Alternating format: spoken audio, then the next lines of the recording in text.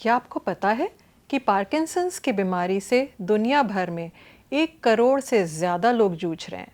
यह बीमारी हर 1 लाख लोगों में करीब 200 लोगों को हो सकती है और जैसे जैसे लोगों की उम्र बढ़ रही है, यह गिनती और भी बढ़ने वाली है। मैं doctor Deepti Vibha, all India institute of medical sciences, नई दिल्ली में न्यूरोलॉजी विभाग में प्रोफेसर हूँ। पर क्या है ये पार्किंसंस डिजीज़ और हम कैसे इसके बारे में गलतफहमियां जो हैं उनको दूर कर सकते हैं? चलिए थोड़ा करीब से देखते हैं। पहली गलतफहमी, पार्किंसंस डिजीज़ सिर्फ बूढ़े लोगों को होती है। ये सही नहीं है।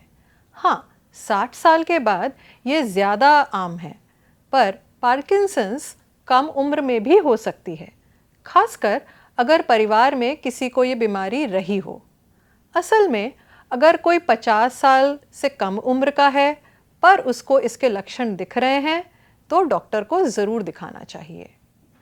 दूसरी गलतफहमी, सिर्फ हाथ पैर में कंपन होना ही इसका लक्षण है। यह भी गलत है। हाँ, कांपना आम है, पर पार्किंसंस की बीमारी सिर्फ इतना ही नहीं है। इसे हम पार्किंसंस के 3 एस भी कह सकते हैं। पहला एस है स्लोनेस या शरीर का धीमापन, दूसरा एस है शेकिंग या हाथ पैर का कांपना, और तीसरा एस है स्टिफनेस यानी मांसपेशियों में अकड़न। और इसके सबसे शुरुआती लक्षण शरीर से जुड़े हुए हो भी नहीं सकते हैं। हो सकता है जैसे सूंघने की शक्ति कम हो जाना, कब्ज, डिप्रेशन, नींद में बात करना इत्यादि भी इसके शुरुआती लक्षण हो सकते हैं। पार्किंसंस का पता कैसे चलता है? इसके लिए कोई एक टेस्ट नहीं है। एक न्यूरोलॉजिस्ट या मस्तिष्क का डॉक्टर लक्षणों और जांच के आधार पर इसका पता लगाता है। स्कैन से दूसरी बीमारियों को पता करने में मदद मिल सकती है, पर पार्किंसंस बीमारी का पता डॉक्टर लक्षण देखकर ही कर सकता है। ये बीमारी कैसे बढ़ती है? लक्षण अक्सर शरीर के एक तरफ से शुरू होते हैं, जैसे शायद एक हाथ या पैर का कांपना या अकड़न होना, और धीरे धीरे दोनों तरफ फैल जाते हैं। समय के साथ बोलने, चेहरे के हाव भाव और सोचने की शक्ति भी धीमी हो सकती है। क्या इसका इलाज हो सकता है? हाँ, पर अभी तक इसका कोई जड़ से इलाज नहीं है। शुरुआती स्टेज में दवाइयाँ मदद करती हैं। ये दिमाग में डोपामिन के केमिकल की कमी को पूरा करती है।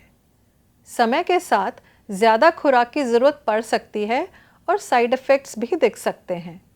कुछ खास मामलों में डीप ब्रेन स्टिमुलेशन या डीबीएस सर्जरी से लक्षणों को कम करने में मदद मिल सकती है जब दवाइयाँ दिक्कतें देने लगे।